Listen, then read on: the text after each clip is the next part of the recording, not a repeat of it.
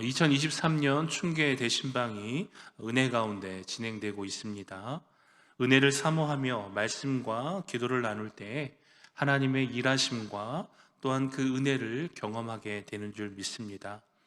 신방 기간 동안 신방하는 모든 가정 가운데 하나님의 풍성한 은혜가 가득 채워줄 수 있도록 담임 목사님을 위해서 또 신방을 받는 가정을 위해서 함께 기도해 주시기 바랍니다.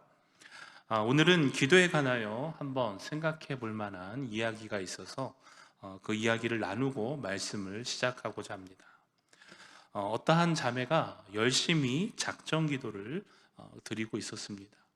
그 기도의 내용은 이렇습니다. 하나님, 저는 신랑이 필요합니다. 좋은 남자를 보내주시옵소서. 나름 신앙생활을 열심히 하고 또 교회에서 봉사도 잘 하는 그러한 자매였는데 열심히 작정 기도를 드리는 상황 가운데서도 도무지 응답이 없는 것입니다.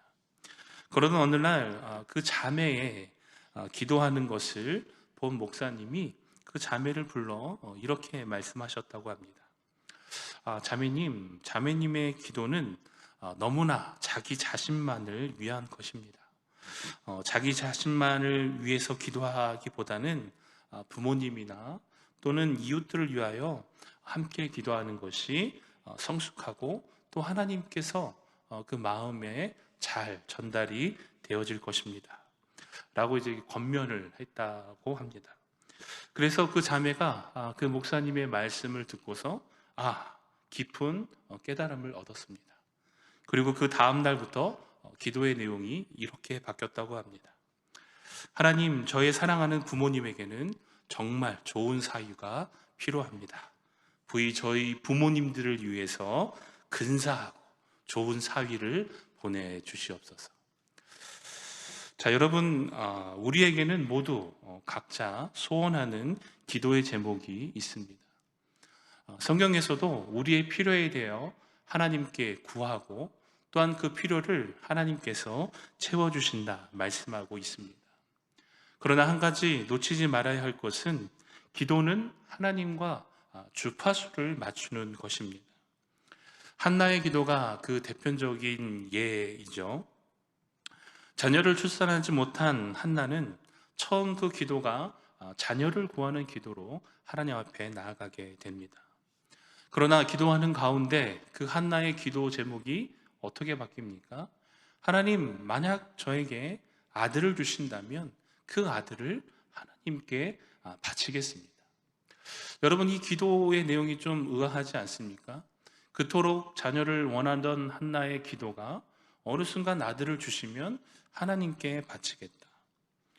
여러분, 엘리 제사장이 한나가 기도하는 모습을 보고 술에 취하여 있는 것으로 오해할 만큼 사사시대 이후 그 이스라엘은 정말 영적으로 대단한 침울함과 또한 영적인 암흑기를 거치고 있던 시대였습니다. 정말 하나님의 사람이 필요한 그 시대에 하나님께서 사무엘을 통해 이스라엘 역사를 새롭게 만들어 가시죠. 여러분, 한나의 이 기도 제목이 바뀐 이유가 무엇입니까? 사무엘상 1장 15절 말씀을 보면 한나가 이렇게 고백합니다. 나는 마음이 슬픈 여자라 포도주나 독주를 마신 것이 아니요 여호와 앞에 내 심정을 통한 것뿐이오니. 아멘.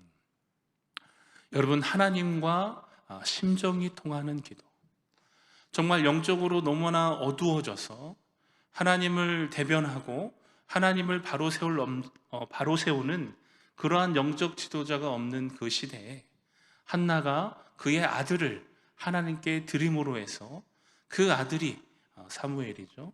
그 사무엘을 통해 이스라엘의 영적인 회복의 은혜가 나타나는 것처럼 여러분, 우리의 기도가 조금은 더 성숙하여서 우리의 필요만을 구하는 기도가 아니라 하나님의 음성에 귀 기울이며 또한 그 하나님의 마음을 헤아려서 그 말씀에 순종하며 나아가는 성숙한 기도의 모습이 우리에게 있기를 간절히 소망합니다. 오늘은 우리가 너무나도 잘 알고 있는 성경 인물 가운데 요셉에 대한 이야기를 좀 나누어 보고자 합니다. 오늘 말씀은 요셉이 형들의 손에 의하여서 애굽의 종으로 팔려간 뒤에 애굽의 친위대장이었던 보디발의 집에 들어가게 된 이야기를 다루고 있습니다. 여러분, 당시 요셉의 나이는 17살로 추정이 됩니다. 17살의 나이에 애굽의 종으로 팔려가게 되죠.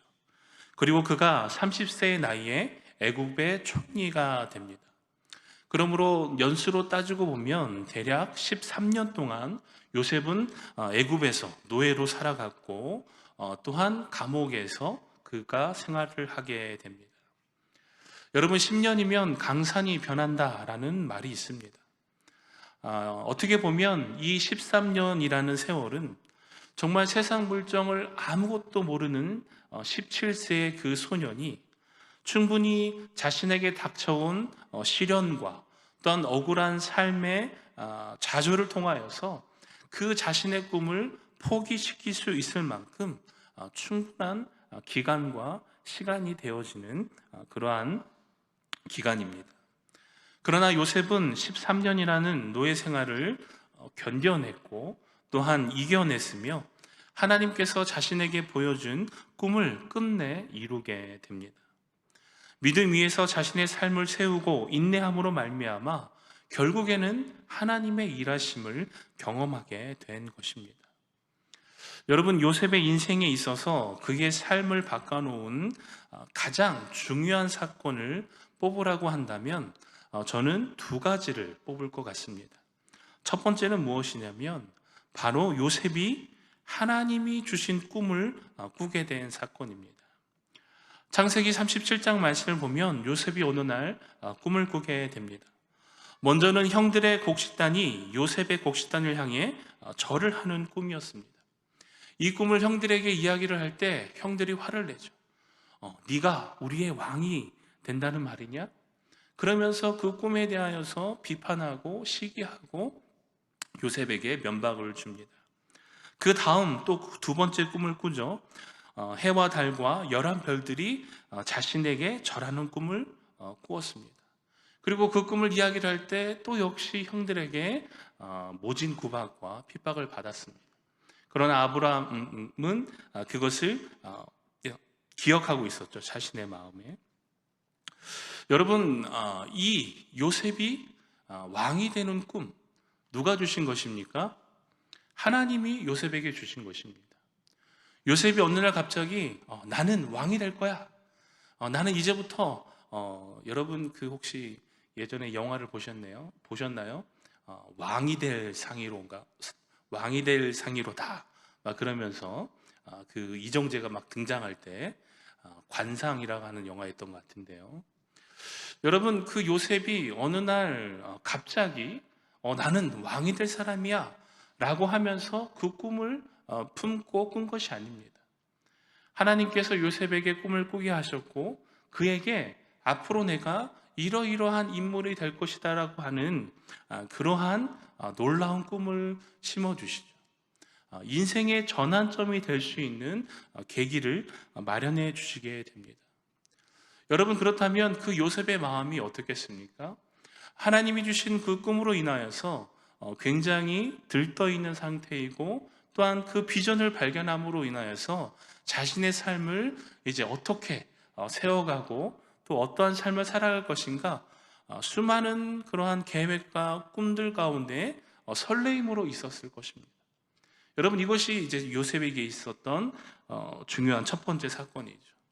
여러분, 그렇다면 두 번째 사건은 무엇입니까? 그의 삶을 바꿔놓은 두 번째 사건은 바로 노예로서 애굽에 팔려가게 된 사건입니다.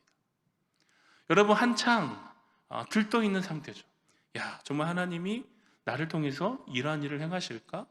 자, 형들이 저렇게 나를 시기하고 하는 거 보니까 정말 하나님이 나에게 왕이 되고자 하는 그러한 꿈을 주셨나 보다 라고 그렇게 들떠 있는데 여러분, 하루아침에 어떻게 됩니까? 노예로 팔려가게 됩니다. 여러분, 그런데 중요한 사실은 무엇입니까? 전쟁이 나서 포로로 끌려가는 게 아니죠. 아니면 요셉 자신이 죄를 지어서 그 죄값으로 인하여서 애굽의 종으로 팔려간 게 아닙니다. 여러분, 왜 팔려가게 됩니까? 형들의 시기와 질투로 인하여서 팔려가게 됩니다. 여러분, 그렇다면 그때 그 요셉의 심정이 어떠했겠습니까? 하나님, 저에게 이러한 꿈을 주시고 이러한 비전을 주시고 지금 제가 이렇게 노예로 끌려가는 게 맞습니까? 하나님, 정말 이게 맞습니까? 제가 오늘 말씀을 준비하다가 제가 이제 군대 처음 자대 배치를 받을 때 상황이 떠오르더라고요. 신교대 5주 훈련을 마치고 이제 자대 배치를 봐서 사단 본부로 들어갔습니다. 사단에 들어갔는데 그 사단 군종병이 있었어요. 그 군종병이 이제 전역할 때가 돼서 후임을 뽑는다는 것입니다. 그래서 밖에서 뭐 신학한 사람, 뭐한 사람, 뭐 이렇게 손들라 하는 거예요. 그래서 손을 번쩍 들었습니다. 야, 그래, 오늘부터 네가 내 후임이야. 그래서 이제 내가 사단에 남게 되는구나. 이제 군종병으로서 교회를 관리하면서 좀 이렇게 편하게 군 생활을 할 수 있겠구나 라고 부푼 꿈을 안고 잠을 잤습니다. 여러분, 그런데 그 다음날 저를 막 깨우더니 버스에 타라는 것입니다. 아닌데? 난 여기 사단에 남아야 되는데. 버스에 딱 탔는데 한 1시간을 넘게 산속으로 들어가고 산속으로 들어가고 산속으로 들어가더니 강원도 인제라는 곳에 배치를 받게 되었습니다. 여러분, 정말 억장이 무너지더라고요. 하나님, 이건 아니잖아요. 하나님, 저 사단 군종병 돼야 되는데 저를 왜 여기다가 데려다 놓으셨습니까? 정말 그 말할 수 없는 그 원망과 그 하나님에 대한 그 실망감이 저를 사로잡았습니다. 여러분, 그렇다면 그 당시 17살에 불과했던 이 요셉의 심정은 어떠했을까요? 여러분, 정말 하나님을 충분히 원망할 수 있는 상황입니다.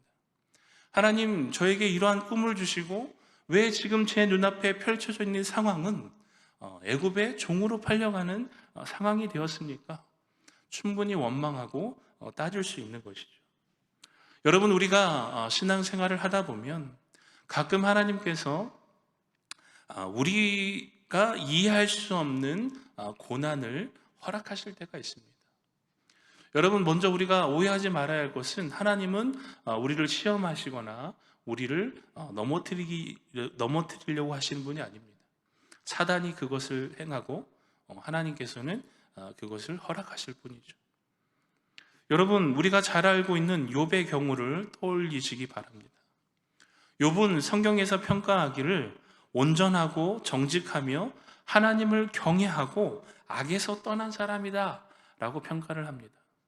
여러분, 그러한 욥에게 엄청난 시련이 찾아오죠. 하루아침에 모든 재산과 모든 자녀들을 잃어버리게 됩니다. 그리고 자신은 욕창에 걸려서 온몸을 피가 나올 때까지 긁게 되는 그러한 육신의 연약함도 얻게 됩니다. 여러분, 충분히 욥의 입장이라면 하나님을 원망하고 하나님을 향하여 비난을 할 수 있는 상황입니다. 그럼에도 욥의 고백은 무엇이었습니까? 욥기 1장 20절, 22절 말씀을 보면 이렇게 기록되어 있습니다. 욥이 일어나 겉옷을 찢고 머리털을 밀고 땅에 엎드려 예배하며 이르되 내가 모태에서 알몸으로 나왔은즉 또한 알몸이 그리로 돌아가올지라. 주신 이도 여호와시오 거두신 이도 여호와시오니 여호와의 이름이 찬송을 받으실지니이다 하고 이 모든 일에 욥이 범죄하지 아니하고 하나님을 향하여 원망하지 아니하리라. 아멘. 여러분, 이 욥의 고백을 통해서 우리가 인생의 시련과 또한 고통과 절망이 찾아왔을 때 놓치지 말아야 될 한 가지 사실은 무엇입니까? 우리의 시선을 어디에 두어야 하는가입니다. 여러분, 우리의 시선을 잃어버린 것에 두게 된다면 여러분, 거기에는 원망과 불평이 나올 수밖에 없습니다. 오늘 말씀을 준비하면서 제가 예전에 한번 예화로 말씀을 드렸는지 모르겠지만 제가 목사 안수를 받고 처음 장례를 장례 그 예배를 집례했던 그때가 다시 한번 제 마음 가운데 떠올랐습니다. 그때 이제 제가 목동 중앙교회 또 담임 목사님께서 부임하셔서 사역했던 그 교회에 있었을 때였는데요. 그 교회의 봉사부에 계셨던 안수 집사님이 계셨습니다. 정말 굉장히 인상도 좋으시고 주일날이면 항상 그 커피를 타시는 그 자리에서 커피를 타시면서 이렇게 교인들에게 커피 봉사를 하시던 안수 집사님이셨습니다. 그래서 주일날 반갑게 집사님 오늘도 수고하셨습니다. 다음 주에 뵙겠습니다. 라고 인사를 드리고 그 다음날 월요일 오후에 전화 한 통을 받았습니다. 그 아드님에게 걸려온 전화였는데 자동차 사고가 났는데 왠지 그 차가 아버지 차인 것 같다. 그래서 결국 그 안수 집사님 차가 맞았고 그 자리에서 사망하셨습니다. 여러분 그 소식을 듣자마자 정말 어떻게 감정을 추스려야 될지 모르겠더라. 분명 어제까지만 해도 반갑게 인사를 했던 집사님이셨는데 정말 하루아침에 다시는 볼 수 없는 상황이 되어버린 것입니다. 그때 이제 장례를 준비하면서 입관 예배를 드리기 전에 먼저 위로 예배를 좀 드렸으면 좋겠다라고 말씀을 하셔서 제가 먼저 이제 갔습니다. 장례식장에 이제 딱 도착하자마자 그 아내 되시는 권사님 얼굴을 딱 보는데요. 눈물이 이제 주체할 수 없을 정도로 흐르기 시작한 겁니다. 그래서 설교를 해야 되는데 설교를 한마디도 못했습니다. 우느라고. 나중에는 제가 이제 너무 걱정이 되셨나 봐요. 권사님이. 목사님 이제 그만 오시라고. 상주보다 더 울고 있으니까 막 옆에서 저러다가 목사님 무슨 일 날까 봐. 정말 그 감정을 주체할 수가 없더라고요. 그래서 그렇게 우여곡절 끝에 첫 장례 예배를 드리고 이제 장례를 다 마치고 돌아오는 주일이 되었습니다. 여러분 그 돌아오는 주일날 제 마음 가운데 정말 저 목회자로서 또 목회자를 떠나서 믿는 사람으로서 정말 제 마음 가운데 큰 도전이 되었던 게 무엇이었냐면 그 아내 되시는 권사님께서 항상 서시던 그 교회 성전 들어오는 그 입구 앞에서 똑같은 모습으로 주보를 나눠주시면서 반갑게 인사하며 안내를 서시는 그 모습을 보았습니다. 그리고 점심시간에는 마치고 난 후에는 그 안수 집사님의 아드님 되시는 분이 그 아버지가 섬겼던 그 커피 봉사 자리에서 똑같이 커피를 봉사하시는 그 모습을 보았습니다. 여러분 그 신앙의 모습을 보면서 제가 깨달을 것이 있습니다. 신학은 시선 싸움이구나. 여러분 눈앞에 펼쳐져 있는 상황을 바라보게 되면 반드시 원망과 비판이 나올 수밖에 없습니다. 여러분 그러나 우리의 시선을 들어 하나님을 보게 되면 그 가운데 평안함이 있고 또한 하나님이 그 은혜 가운데 이끌어 가시는 인도하심이 있는 줄 믿습니다. 여러분 오늘 요셉을 보시기 바랍니다. 여러분 만약에 이 요셉의 위치가 세상 사람들이 본다면 망하는 길입니다. 야 너 거 봐라. 하나님 그렇게 믿더니 하나님 그렇게 잘 믿더니 네 지금 꼬라지가 뭐냐? 애굽의 종으로 팔려갔지 않았느냐? 여러분 그 현실에 시선을 두게 되면 여러분 정말 요셉의 인생은 실패한 인생이고 더 이상 아무런 소망과 미래에 대한 가치가 없는 인생이 됩니다. 여러분 그런데 그러한 요셉에게 오늘 하나님께서 어떠한 말씀을 해주십니까? 오늘 본문 1절과 2절 말씀을 함께 보겠습니다. 요셉이 이끌려 애굽에 내려가매 바로 신하의 친위대장 애굽 사람 보디발이 그를 그리로 데려간 이스바엘 사람 손에서 요셉을 사니라. 여호와께서 요셉과 함께 하심으로 그가 형통한 자가 되어 그의 주인 애굽 사람의 집에 있으니. 아멘. 여러분, 오늘 노예로 팔려간 요셉을 향하여 성경은 어떠한 자라고 표현을 합니까? 형통한 자가 되었다라고 표현을 합니다. 여러분, 하루아침에 노예로 팔려와서 다른 사람의 집에 종으로 있는 요셉을 향해 여러분, 우리는 형통한 자라라고 말씀할 수 있으시겠습니까? 그리고 여러분, 그 사람을 향해서 이렇게 얘기하실 수 있으시겠어요? 하나님 뜻이 있을 거야. 하나님 뜻이 있겠지. 여러분, 쉽게 얘기할 수 없는 상황입니다. 그런데 그러한 요셉을 향해서 오늘 성경은 형통한 자라라고 칭하고 있다는 것이죠. 그 이유가 무엇입니까? 오늘 본문 2절 말씀. 여호와께서 요셉과 함께 하심으로 그가 형통한 자가 되어. 여러분, 지금 노예로 팔려와서 비록 보디발의 집에 종으로 있지만 누가 함께 하심으로? 여호와께서 요셉과 함께 하심으로 말미암아 하나님께서 그 요셉을 형통한 자로 만들어 가신다라는 것입니다. 여러분, 그러므로 하나님이 함께하는 인생은 결코 실패한 인생이 아니고 미래의 소망이 없는 인생이 아닌 줄 믿습니다. 여러분, 2015년대부터 굉장히 유행하게 된 신조어가 있는데 그것이 무엇이냐면 바로 금수저, 흙수저입니다. 2015년도부터 이제 이렇게 막 부상이 됐습니다. 지금은 다이아몬드 수저도 있고요. 최근에 들어보니까 흙수저가 이렇게 금수저를 능가하는 방법이 있더라고요. 뭔지 아세요? 흙으로 만들었잖아요. 그 흙수저를 유황을 발라서 잘 구워서 도자기 수저로 만들면 금수저를 뛰어넘을 수 있다라고 얘기를 하더라고요.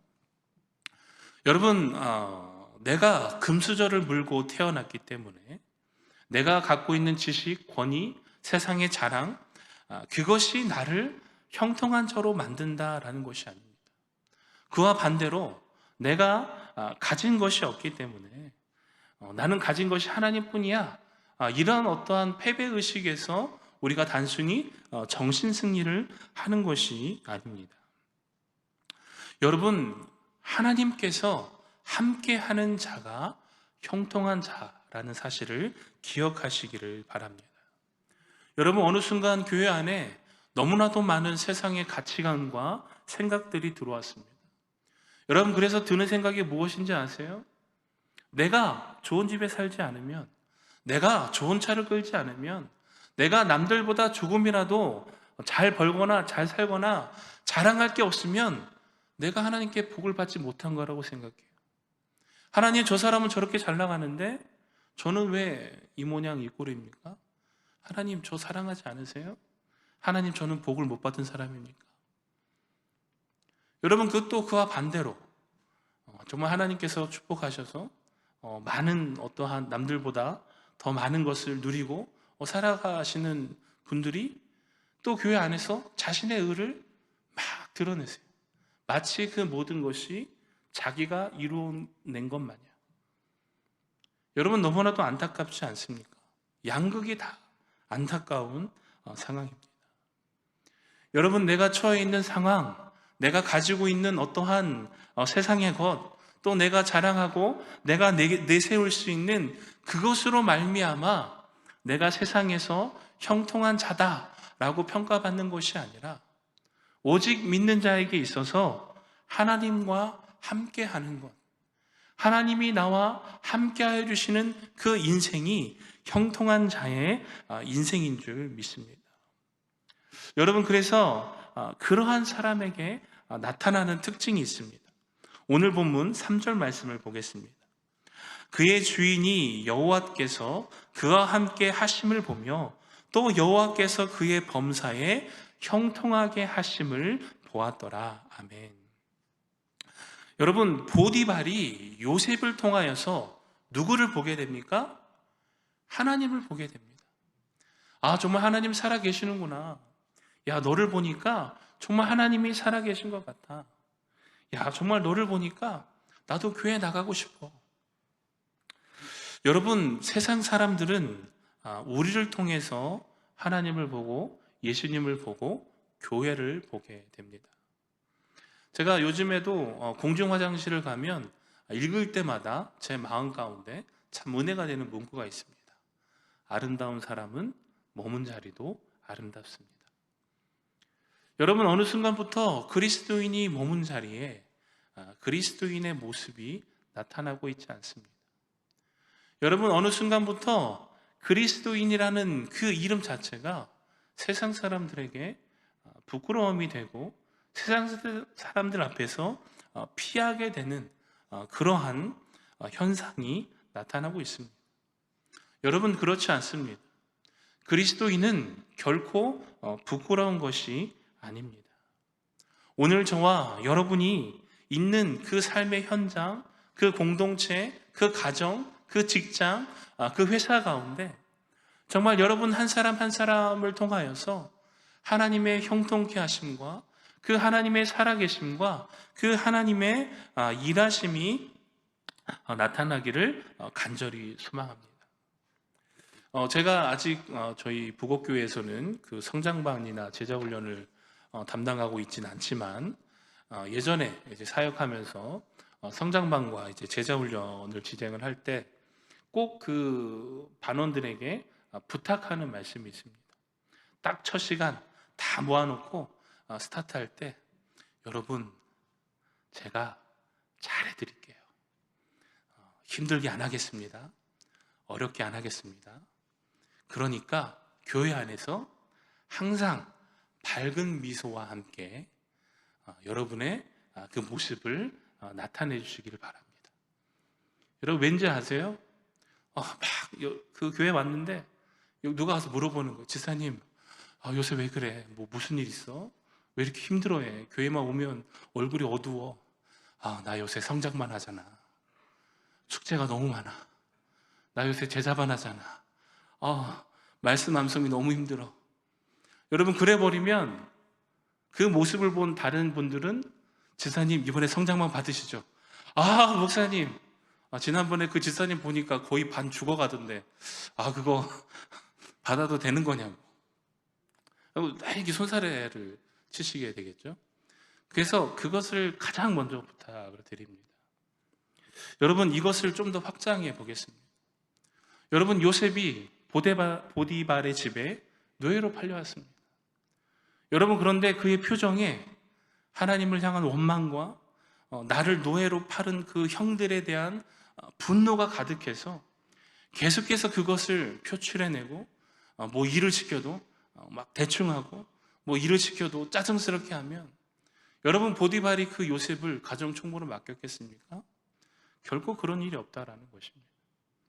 그럼에도 불구하고 요셉은 자신이 주어진 상황 가운데 하나님께서 함께 하심을 믿고 신뢰함으로 말미암아 그 상황을 원망하며 그 상황을 비참해하는 것이 아니라 그 속에서 일하시며 역사하시는 하나님을 기대함으로 말미암아 자신이 맡은 역할을 충실히 감당하고 믿음으로써 인내하며 하나님과 함께하는 삶이 어떤 모습인가를 나타내 주었다라는 것입니다. 여러분, 새생명 축제를 우리가 준비하고 있습니다. 우리의 이웃에게 저와 여러분은 어떠한 모습으로 비춰지십니까? 우리 이번에 새생명 축제 하는데 교회 한번 갑시다 라고 얘기를 했는데 그 아주머니 보면 더 힘들어 보이시는데 더 먼저 교회를 가셔야 될 것 같은데요. 그렇게 비춰지면 안 되겠죠. 여러분, 정말 매력을 발산하셔야 됩니다.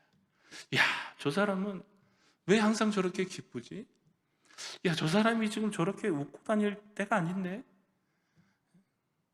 여러분, 육신의 연약함을 갖고 있는 상황일지라도 또 그 환경 가운데 어려운 가운데 있을 상황에 있는 상황 가운데서도 정말 하나님을 바라보며 하나님을 신뢰하는 자들에게는 여러분, 빛이 나타납니다. 빛이 바라는 것이 우리에게 보입니다. 야, 정말 저분이 믿는 예수님이라면, 야, 정말 저 사람이 다니는 교회라면 한 번쯤 가보고 싶다. 제가 요즘 그래서 저희 비둘기 맨션에서 이미지를 굉장히 뿜뿜하기 위해서 어르신들을 볼 때마다 안녕하세요 밝게 인사하고 저희 아이들한테 꼭 인사시키고 이렇게 열심히 노력을 하고 있습니다. 여담으로 빠졌는데 다시 본문으로 넘어와서, 사랑하는 성도 여러분, 그 당시 수십 명의 노예가 있었습니다. 여러분, 그 노예 중에 집안에서 일할 수 있는 노예는 적은 수에 불과하죠. 여러분, 그런데 하나님께서 그 요셉을 가정총무로 세우시고 그 집안에서 최고 높은 자리로 올려놓으시죠. 여러분, 우리의 환경이, 우리의 상황이, 우리가 처해 있는 그러한 모습이 결코 우리를 평가하고 우리를 판단하고 우리를 결론 짓지 않습니다. 사랑하는 성도 여러분, 말씀을 마칩니다. 여러분이 서 있는 그곳, 여러분이 집안에서 자녀를 위해서 또 남편을 위해서 설거지를 하고 있는 그 자리에 하나님이 함께 하신다면 그 인생은 형통한 인생인 줄 믿습니다. 여러분, 내가 열심히 일하고 가족들을 위하여 땀 흘리며 수고하는 그 삶의 현장에 하나님이 함께 하신다면 그 인생이 형통한 인생인 줄 믿습니다. 사랑하는 성도 여러분, 오늘 저와 여러분은 하나님께서 함께 하시는 형통한 자인 줄 믿습니다. 그러므로 오늘 저와 여러분을 통해 그 하나님의 놀라운 일하심이 나타나기를 간절히 소망합니다. 더 바라는 것은 4월 30일 날 그러한 저와 여러분의 모습을 보고 정말 교회에 대해서, 하나님에 대해서 궁금해하고 또 알고 싶어져서 정말 한 사람이라도 함께 이곳에 나와 하나님을 예배하며 또한 그 복음을 접할 수 있는 그러한 기회와 은혜가 있기를 간절히 소망합니다.